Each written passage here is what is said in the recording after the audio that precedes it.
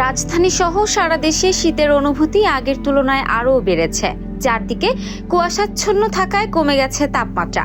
সোমবার ঢাকার সর্বনিম্ন তাপমাত্রা নেমে এসেছে 12.2 ডিগ্রি সেলসিয়াসে।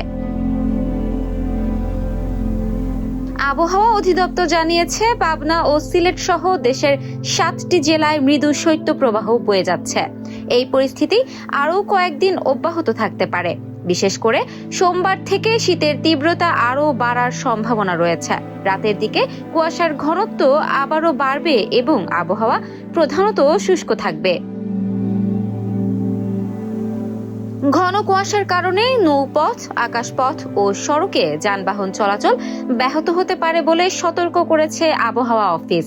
এছাড়া আগামী 5 দিনে তাপমাত্রা বাড়ার কোনো সম্ভাবনা নেই বলেও জানানো হয়েছে। শনিবার দেশের সর্বনিম্ন তাপমাত্রা রেকর্ড করা হয়েছে মৌলভীবাজারের শ্রীমঙ্গলে 9.5 ডিগ্রি সেলসিয়াস। এদিকে আবহাওয়া অধিদপ্তরের দীর্ঘমেয়াদী পূর্বাভাস অনুসারে চলতি মাসেই 2-3টি মৃদু থেকে মাঝারি এবং 1-2টি মাঝারি থেকে তীব্র শৈত্যপ্রবাহ বয়ে যেতে পারে।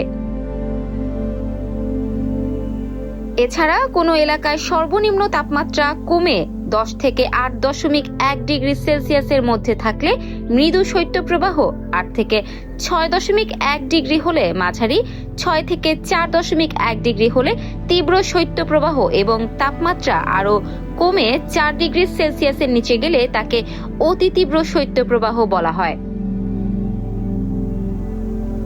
Desk report, campus Times.